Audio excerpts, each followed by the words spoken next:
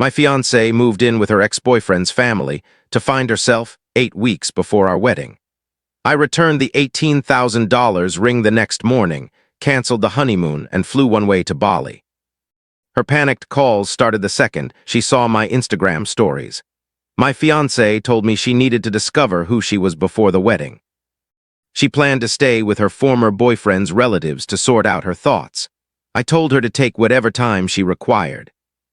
After that, I returned the engagement ring, canceled the honeymoon arrangements, and put the money toward a solo trip to Bali. Her frantic messages began the moment she saw my Instagram stories. Original account: I 32-year-old man was set to marry in 8 weeks. Venue reserved, catering paid, honeymoon to Greece fully arranged. My fiancée, Ashley, 29, dropped the news on me last Monday at breakfast. Brett, I have something important to say. I'm feeling really overwhelmed about the wedding. Okay, normal pre-wedding nerves.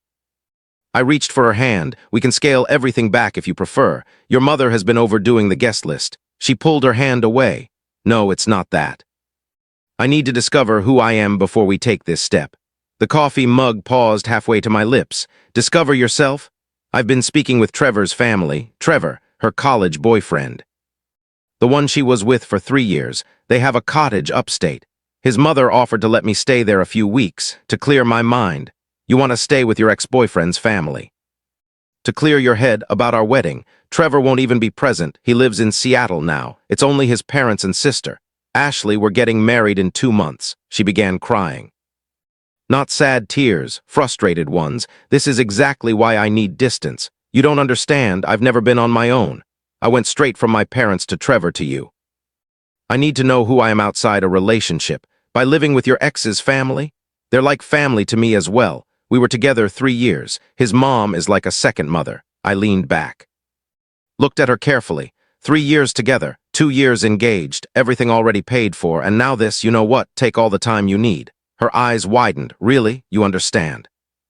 Absolutely, go find yourself. She hugged me, now crying happy tears. I knew you'd understand.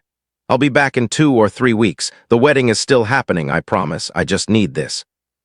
She left that Wednesday, packed 2 suitcases and drove to Trevor's family cottage, posted a selfie on the road. Sometimes you have to step back in order to move forward, soul searching. I waited exactly 1 hour after she left. Then I got busy. Update 1, first the ring, 2.5 carats princess cut platinum band, cost me $18,000, still had every paper, certificate, and receipt. The jeweler offered a 60-day return on unworn rings. We were on day 52, walked into the store Thursday morning. The manager recognized me. Mr. Brett, how's the wedding planning going? Change of plans. Need to return this. His face dropped. Oh no, what happened? She's finding herself at her ex's place. He whistled low. Say no more. Let me process the return. Full refund, every cent. $18,000 back in my account by Friday. Next, the honeymoon. 2 weeks in Greece. Flights, hotels, tour. Total cost $7,800. Most of it non-refundable unless you knew how to work the system. Called the airline. Family emergency. Death in the family. The death of my relationship counted, right? Received a travel credit for future use. Hotels were harder. But TripAdvisor reviews carry weight. Posted honest reviews about needing to cancel because the bride was having second thoughts. 3 hotels offered partial refunds out of sympathy. Recovered $3,200. The wedding venue and catering proved tougher. Deposits totaled $8,500. But here's the key point. Ashley's name was on the contracts too, needed both signatures to cancel. Fine. I'd wait. Saturday morning I booked a flight to Bali, one way, $1,400, used the airline credit from the Greece cancellation. Found a beautiful villa on the beach, month-long rental, $2,000. Pocket change next to what I'd spent on the wedding. My boss was fine with the time off. Take all your saved vacation. You were going to use it for the honeymoon anyway. Posted my first Instagram story from the airport, just a photo of my boarding pass. No caption. Ashley texted right away. Where are you going? Me finding myself. Her, this isn't funny, Brett. Neither is moving in with your ex's family 2 months before our wedding. Her, I told you Trevor isn't even there. Me, enjoy the cottage, switched on airplane mode. Update 2. Landed in Bali 20 hours later. The villa was incredible, private beach access. Infinity pool, outdoor shower, everything. Posted a story from the pool, sunset, cocktail in hand. Tagged the location, airplane mode off. Phone exploded. Ashley, 38 texts, 19 missed calls. Her mom, Karen, 12 texts, 8 calls. Her sister, Brittany, 15 texts. My mom, 3 texts, just checking I was okay. Selected messages from Ashley. Bali, we need to talk now. You can't just leave. What about the wedding planning? This is so immature. I'm at the cottage trying to work on myself and you're partying. From Karen, Brett, honey, Ashley is very upset. Call her. This is not how adults handle problems. You're being manipulative. From Brittany, are you seriously in Bali? Ashley is crying. Trevor just got here. Surprise visit to see his parents. Oh, Trevor was there now. What a coincidence. Posted another story. Me at a beach bar with some Australians I'd just met. Arms around strangers. Huge smiles.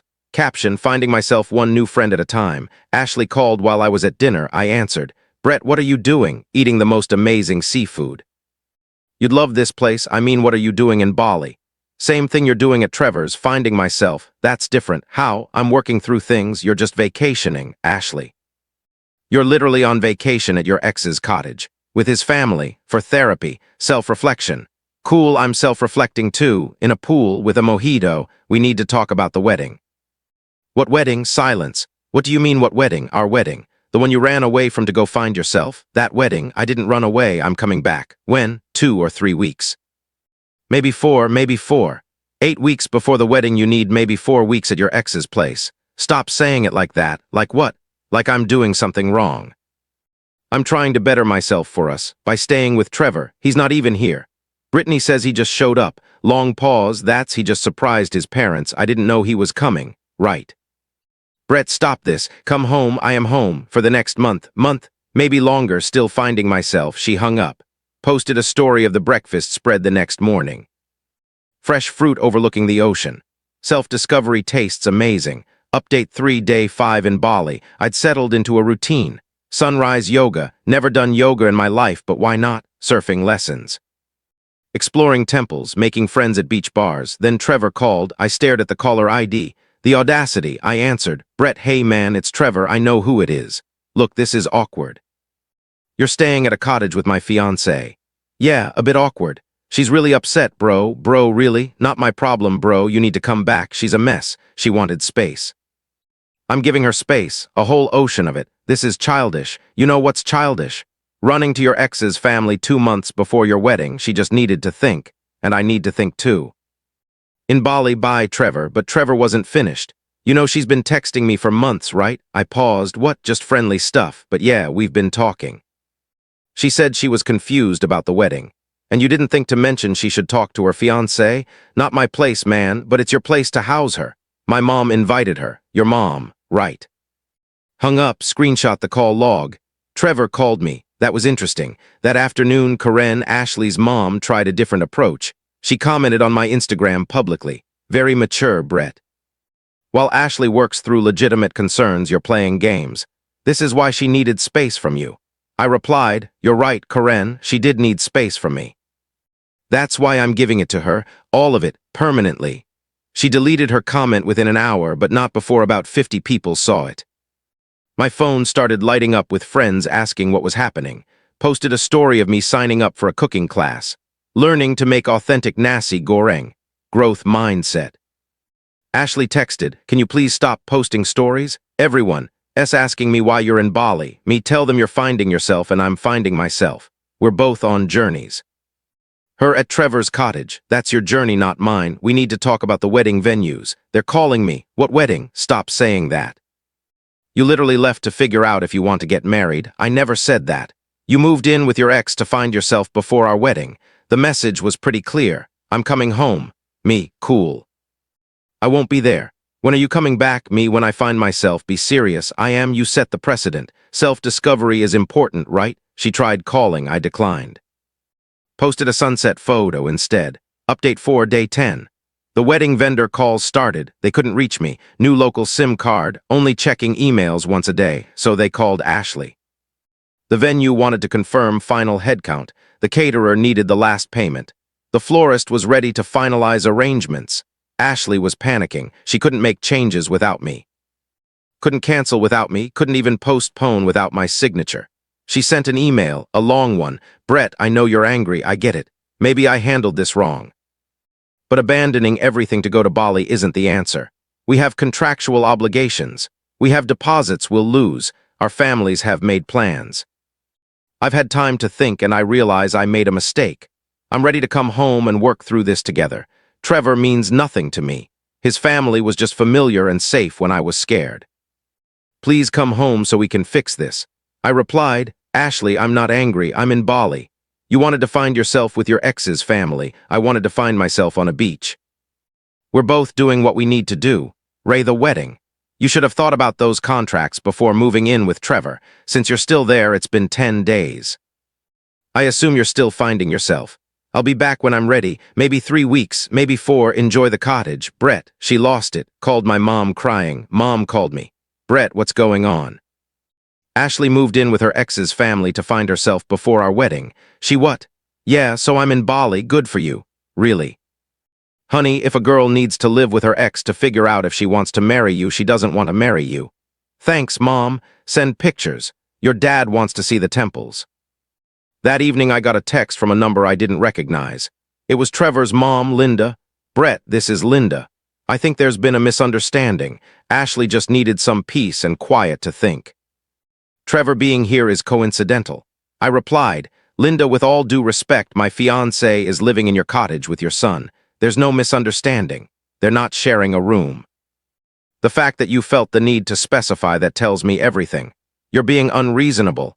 I'm in Bali. Seems pretty reasonable to me. She sent 3 more paragraphs about maturity and commitment and working through problems. I didn't reply, posted a video of fire dancers at the beach instead. Ashley commented, Really? Really? I replied with a heart emoji. Update 5, day 14, I'd extended my stay. The villa owner gave me a discount for a full month. Then Ashley did something I didn't expect. She went back home.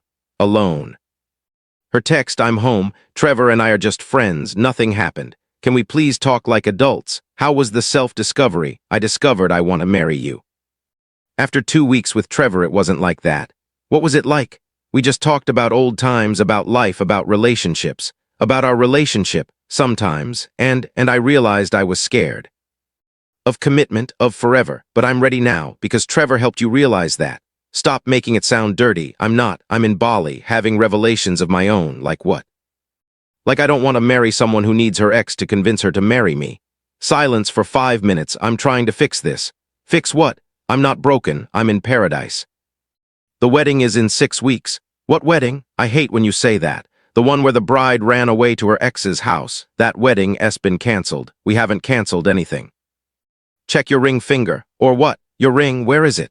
In my jewelry box. I didn't want to lose it at the cottage. Interesting, I never take mine off. Except I did. 10 days ago. Where's your ring?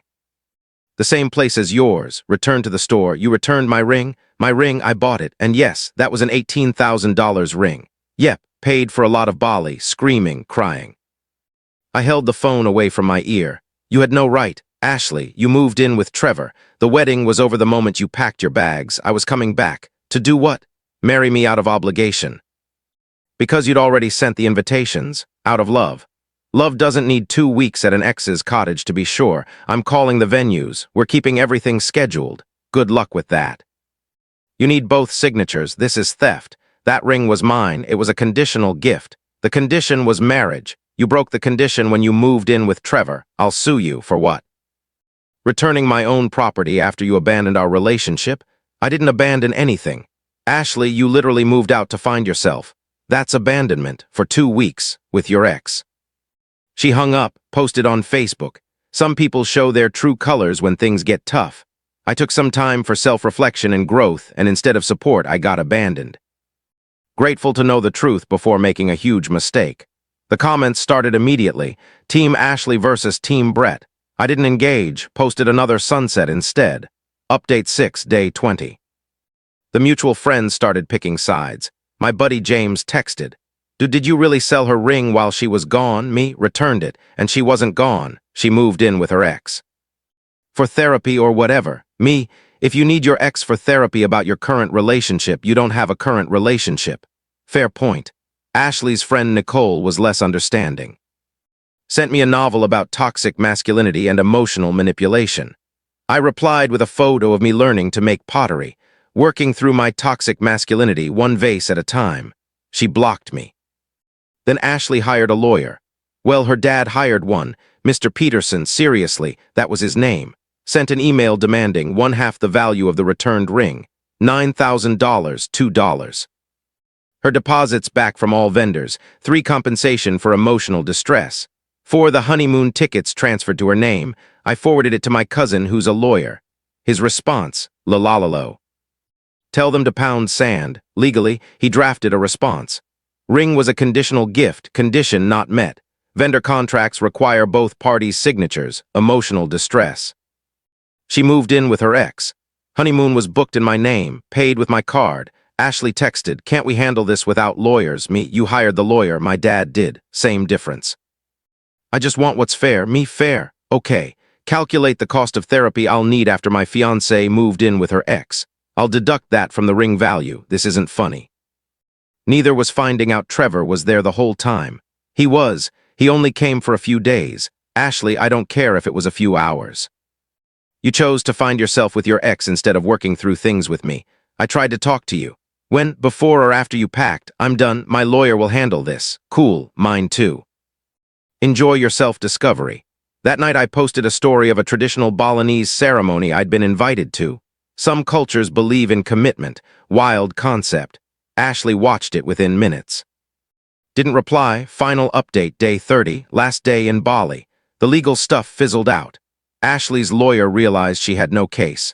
The ring was legally returned within the return period. The contracts needed both signatures.